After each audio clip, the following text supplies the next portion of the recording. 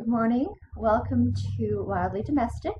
Today we're going to make a vegan cheesy popcorn. So first, start with our popcorn kernels. These are yellow corn. They're organic. Um, White corn is also really good too, just for something different. And we have our extra virgin olive oil. This is not organic, but because this was on sale, so oops, my bad, no paw on me. But anyway, so what we do to start, I've got my pot here, and I just put a thin layer of olive oil in the bottom of the pan, so just enough to kind of coat it, but not super thick. No, you don't want to drown your popcorn kernels. So I'm going to put this away under here. I'm back. And then we've got our oil in our pot. And then popcorn kernels into the pot. Now, since I do want to kind of make a big batch of popcorn, I'm just going to use the rest of this because that's going to make quite a bit.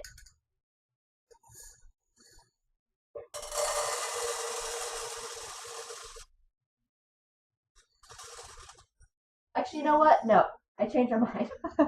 I'm not going to use all the rest because, like I said, I know that was going to make a whole lot, and I really don't want the top of my pot lid starting to come off because it's overflowing with popcorn.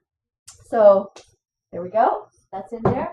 And now what I do is I basically kind of take and sort of move pot around with the kernels in it, making sure that all of the kernels get evenly coated by the oil.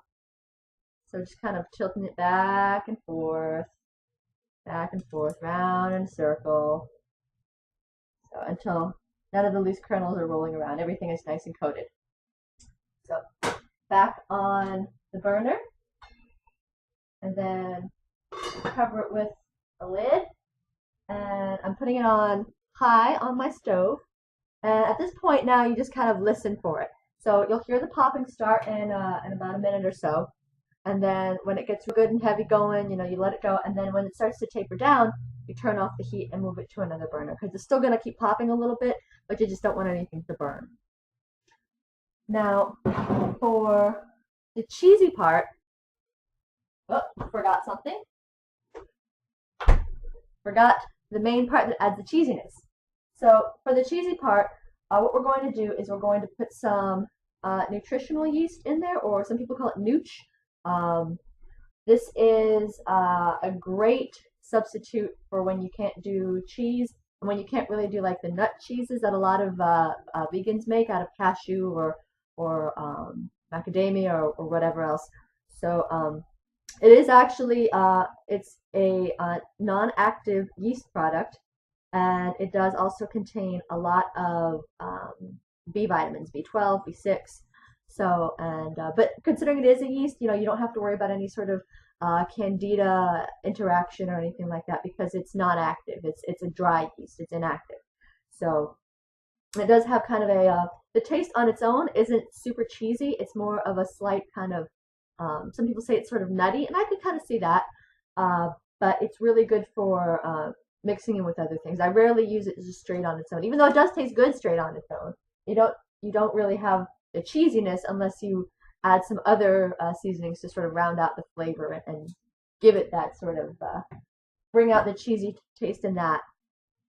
So what I'm doing is I have my nutritional yeast that I'm going to use, and then I made a seasoning salt.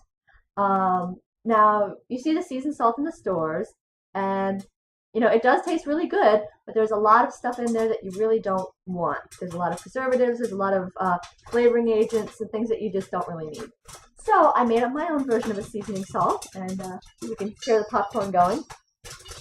I made with 1 tablespoon of onion powder,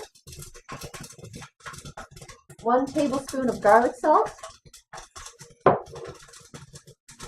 about 1/4 teaspoon of turmeric, and about a half teaspoon of paprika. I use smoked paprika just because that's my preference, but you can use plain paprika as well. Here the popping has stopped, so well, just about. So we're going to move that over to the other burner. Now back to the seasoning salt. So we have in here the onion powder, the garlic salt, the turmeric, and the paprika, and also 2 pinches of sugar. That kind of helps to take a little bit of the edge off the super saltiness, and you don't want to put a lot in there. Like I said, it's literally 2 pinches. So I've got my jar here, and I open it up, and I take, thumb and forefinger, and just take 2 little pinches and put them in here. And just sort of shake it up, mix it around, make sure everything is nice and even, and it's got kind of almost a sort of a peachy orangey color there, if you could see that. And now that our popcorn sounds like it's just about done, we'll get out a bowl and off comes the top. And be careful because that's be careful because that's very steamy, and you don't want to get burnt and very hot. And you still have a little bit of hot oil floating around in there. So I'm just pouring the popcorn into my bowl here. There we go.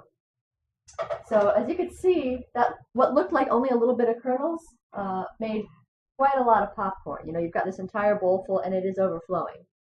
So loose popcorns. So I'll take my seasoning salt. Actually, first what I do is push up the sleeves here. I kind of like to sort of layer the flavors a little bit because you're going to be shaking this around to make sure all the seasoning is spread throughout your popcorn. So first, I'll take my nutritional yeast and sprinkle it on top. I don't really give measurements for this part because it's really to your taste. Some people like sort of something that's more lightly flavored. I personally like things that have a bit of a stronger flavor. So, just sort of give it some good shakes until you're happy with the way it's covered. And then at that point, I just sort of take and I'm like shaking it down into the popcorn mixture. Just shake it down and make sure it gets all the kernels on the bottom. And it looks like I overfilled the bowl a little bit. So shake it down in there. Oh, lost another one. And then from there, take my little bit of seasoning salt and just pour that right in there. And it kind of seems like it's a lot when you look at it, but trust me, with as much popcorn as you make, it definitely won't be overwhelming. So you do like you did with your nutritional yeast, and you just sort of shake it down in there. Honestly, I probably should have used a little bit of a larger bowl, so that way you can kind of like get your hands in there and sort of toss it a little bit like you would with a salad or something along those lines, or a granola. But for now, we're just going to use sort of the shake it down method.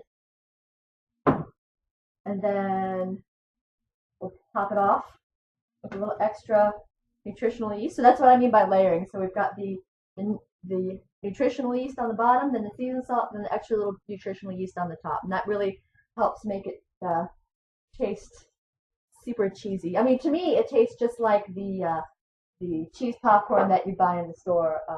If you could have regular cheese, and if you wanted to buy a bag of junk food popcorn, but this is a lot better alternative. It's a lot healthier. And if you notice, except for the oil that I cooked it in, I didn't really put any oil in here because you don't really need it. Because when you're cooking it in the oil, it does coat the popcorn kernels after they're cooked as well. So you do have enough oil to sort of help make the seasoning stick, and you don't really need a whole lot of oil or butter on top of that afterwards. And for someone like me, can't do dairy, you wouldn't want to put butter on it anyway. Anyway, so I keep losing little bits here. Like I said, I should have used a larger bowl. But at this point, everything's shaken down, so we can kind of see our popcorn's kind of a nice sort of yellowy color there. I don't know if you can really see that. There we go. But we got a nice good coat of seasoning on there. And take a little bit. Perfect. And I'll probably eat some of that now, and then I'll portion about half of that out, put it in a bag, take it to work this week, and that way I have a snack to munch on at my desk as well. So thank you for watching, and I hope you enjoy the rest of your day. All right,